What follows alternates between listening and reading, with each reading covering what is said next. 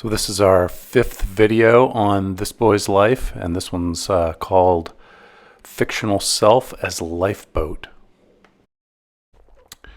Continuing with that reading, we get the late revelation from Jack in a variety of ways that, you know, he sort of views his making up these fictional identities with other people as a kind of strategy to keep him afloat until the time comes when he can actually turn this thing around in a real way.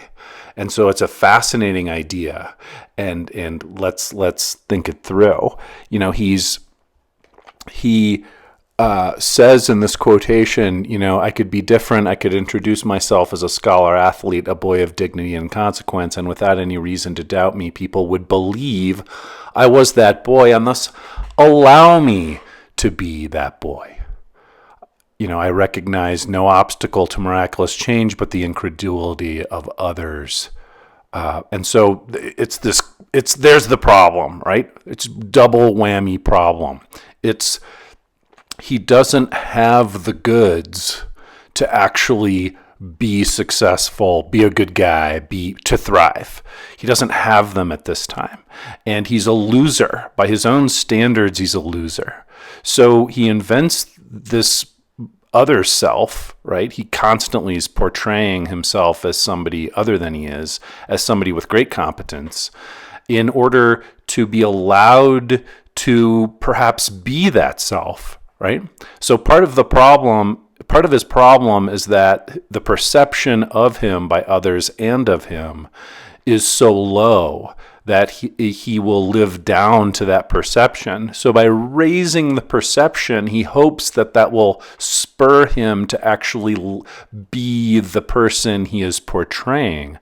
And he seems to actually take that seriously. And who knows, maybe that actually saves him.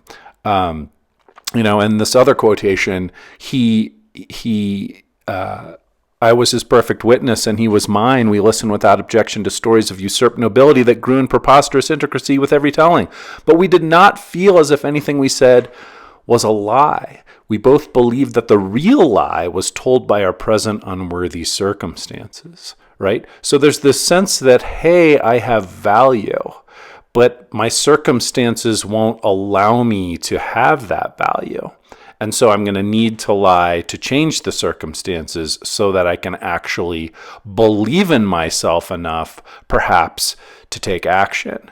And then again, we get this great, you know, quotation at the end about, you know, like, look, I wouldn't have made up being on the football team because I have no interest in football, right? But hey, I would have loved to be on the school swim team. We just didn't have one. And so it's like he's got this idea of who he could actually be if the world would just let him be that self, if circumstances were different.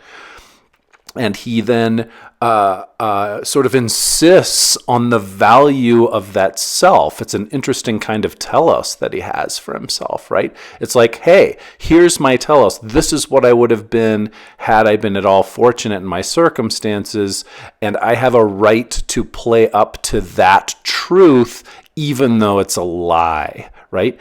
In actuality, but in deep in my soul, this is what I could be, and this is how I see myself. So it's not a full lie. He's not doing anything he could to convince people that he's just, you know, of some complete fantasy. There is this interesting aspect of the reality of what ought to have been his real possibility that I find utterly fascinating, and that gets at, you know, the heart of the paper topic for summer reading.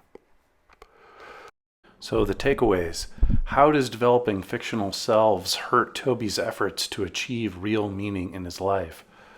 And how might developing fictional selves act as a lifeboat for Toby to get him through the acute challenges of his childhood and adolescence? If you could be up on those two questions, that would be great.